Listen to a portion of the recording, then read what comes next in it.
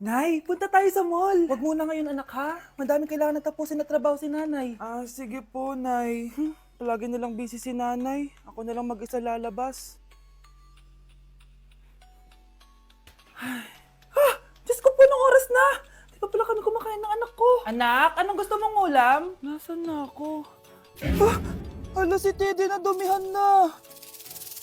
Ano yung gumagapang? Anak! Pumunta yun. Mare!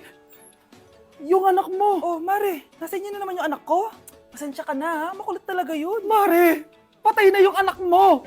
Natagpuan nilang wala ng buhay kasi natuklaw siya ng ahas. Bakit di mo siya binabantayan ha? Ano? Anak? Hindi. Anak? Ma'am, wag po muna tayo lumapit. Iniimbestigan pa po namin yung bangkay. Anong bawal? Anak ko yun, oh!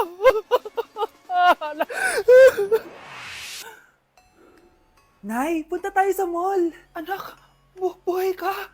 Sige anak, labas tayo. Punta tayo ng mall. Yay! Pumunta kami ng mall. Oh anak, nag-enjoy ka ba sa mall? Opo, Nay. Nag-enjoy talaga ako. Kaso, nagugutom na ako, Nay. Kumain ka na, anak. May tira pang pagkain dyan sa lamesa. May aasikasuhin lang ako trabaho, ha? Sige po, Nay. Ang sarap! Salamat naman at nabuhay ang anak ko. Anak, tapos ka na ba Anak! Anak! Anak! Ayoko mawala ka ulit sa akin! Nay, punta tayo sa mall. Bumalik na naman ako. May sumpa ata tong kwintas na to. Kailangan kitang itapon para tumigil na tong sumpa na to.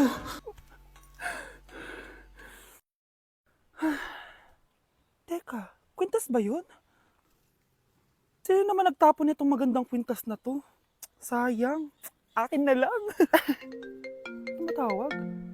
Hello? Hello ma'am, kayo po ba yung nanay ni Samantha? Nabangga po kasi siya. Kailangan Ano? pumunta dito sa ospital. Nasagasaan anak ko! Iniisip mo pa rin ba yung sinabi ng dati mong asawa? Baka totoo nga. Na isa lang akong hampas lupa. Na hindi nagaganda ang buhay. Ano ka ba? May anak ka na umaasa sa'yo. Tsaka, magkakatrabaho ka na, di ba? Hindi ko na alam. Sobrang bigat na. Pero salamat, Susan. Napagaan mo loob ko.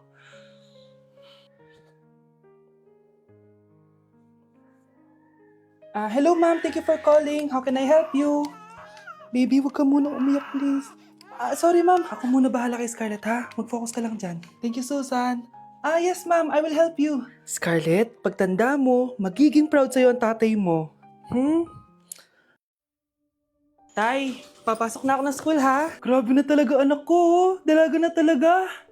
Proud ako sa'yo anak. Mas proud ako sa'yo tay, kasi kahit sobrang hirap ng buhay natin dati, nakaya mo.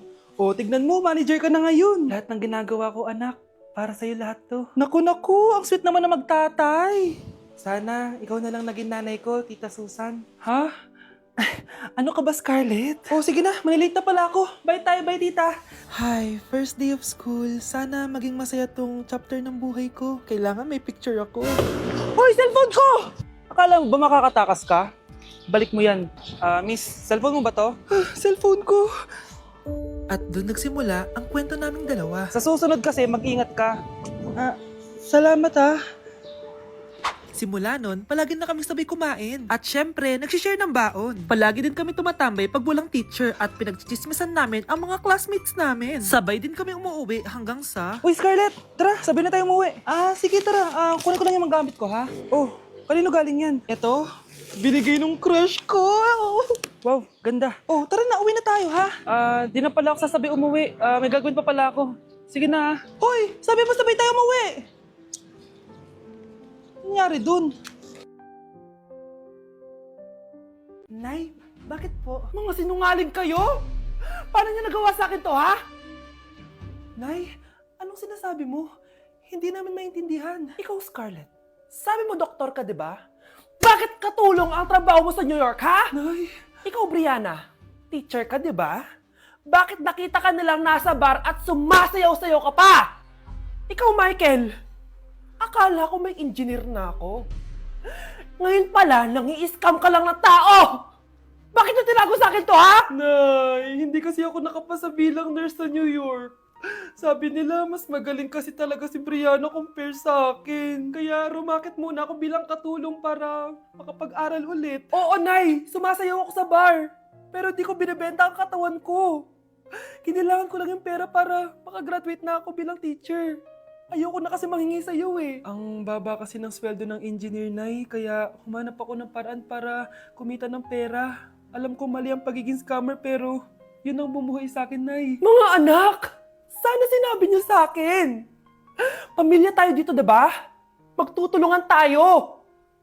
Bakit tinago niyo sa akin? Natakot kasi kami, Nay, na baka ma-disappoint ka namin. Alam kasi namin yung paghihirap mo. Mapag-aral lang kami. Anak ko kayo. Gagawin ko lahat para sa inyo. Sa tingin niyo ba hindi ko kayo tatanggapin, ha? Kaya itigil niyo na yung mga ginagawa niyo. Lalo ka na, Miguel! Opo, Nay. Sama-sama tayong bumangon. Nay, sorry. Wow, ang sweet naman. Isa ka pa. Gusto mo talaga masira itong pamilya namin, no? Lumayas ka dito, pamilyang peke! Ano? Palibhasa, di ka mahal ng pamilya mo. Mga ate, kuya, proud pa rin kami sa inyo.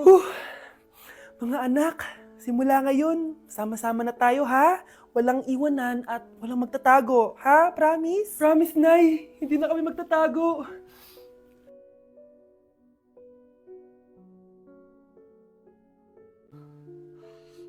Oh, Mahal, saan ka galing? Galing ako sa doktor, Mahal.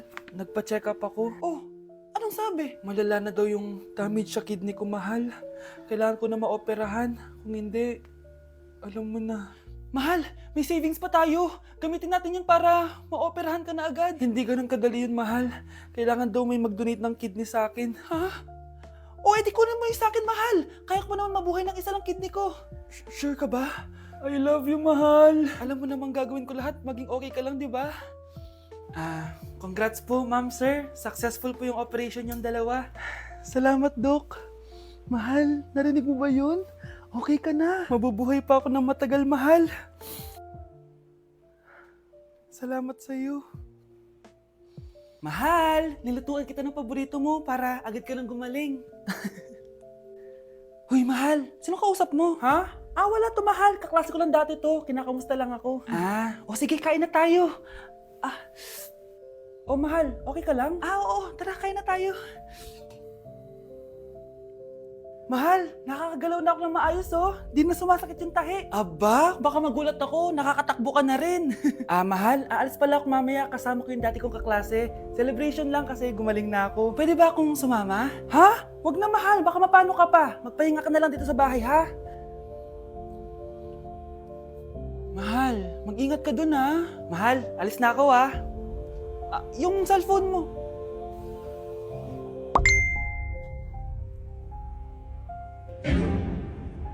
Sino to?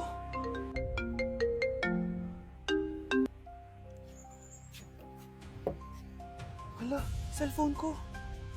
Hello, babe. Papunta ka na ba? Miss na kita. Mahal, naiwan ko yung cellphone ko. Walang yaka? May kabit ka?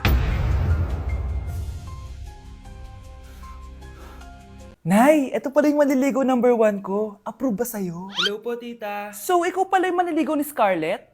Ano ang kaya mong ibigay sa anak ko? Hindi man po ako mayaman. Pogi naman ako. Pas sa walang pera. Sa daming luho ng babaeng to, hindi mo mabubuhay yung anak ko. Di naman importante yung pera na eh. Basta pogi. Next! Lu, mukhang pera to. Hi, tita. So, anong kaya mong ibigay sa anak ko? CEO yung tatay ko. Meron po kaming sports car, tapos malaki po yung bahay namin. Mayaman, pero mukhang mabaho. Charger to ah. Bibigyan sana kita ng 1 milyon. Bahala ka dyan. 1 milyon? Hoy, bumalik ka dito! Nay, puro ka next. Gustong-gusto ko na magka-jowa. Siyempre, gusto ko yung perfect na lalaki para sa'yo, anak. Hello po, tita. Oh, anong kaya mo ibigay sa anak ko? Hindi po ako mayaman, tita. At hindi rin po ako sobrang gwapo. Pero malinis po ako sa katawan. At marunong din po ako maglinis ng bahay at ng mga plato. Wow! Ganito yung gusto ko lalaki para sa'yo, anak. Kaya etong award-winning Wise Cleaner ang gamit ko. Kasi eto ang the best dishwashing liquid kit. Tara, samahan niyo ako gumawa ng dishwashing liquid. Nabili ko nga pala tong kit na to for only 250 pesos at ito yung mga laman niya. Siyempre, importanteng basahin niyo muna yung instructions. At ayun na nga, nag-umpisa na tayo. Naglagay lang ako ng 14 liters sa timba namin. At ang unang nilagay ko ay itong bubble booster. Susunod ay nilagay ko na rin yung surfactant. So kailangan paikot nyo tong ilagay. O diba, para ka lang nagluluto. Nag-set lang ako ng timer for 20 minutes para hintayin matunaw lahat ng ingredient. Pagkatapos nun ay haluin nyo na mabuti at ilagay nyo na yung premix bottle. So ito pala nabili ko ay calamansi flavor at ito na yung magiging kulay ng dishwashing liquid natin. Nilagay ko na rin pala yung thickener para maging malapot na yung dishwashing liquid natin. Pero dahan-dahan lang guys ha. At ayun, tinakpan ko na at babalikan natin for 24 hours. So mukhang okay na at bumili din ako ng mga bote. Dito ko ilalagay yung mga dishwashing liquid. Naisip ko lang na perfect pala to maging business kasi madali lang gawin at madami ka rin magagawa. Nagprint lang ako ng mga stickers at ayan, pwede na natin siyang ibenta guys. Kung ako tatanungin nyo, super worth it nitong Wise Cleaner. Perfect! Anak, pakasalan mo na to. Sige. Pwedeng kiss the bride na agad. Dapat may 5 apo na ako bukas ha. Maawa ka naman sa kifi ko, Nay.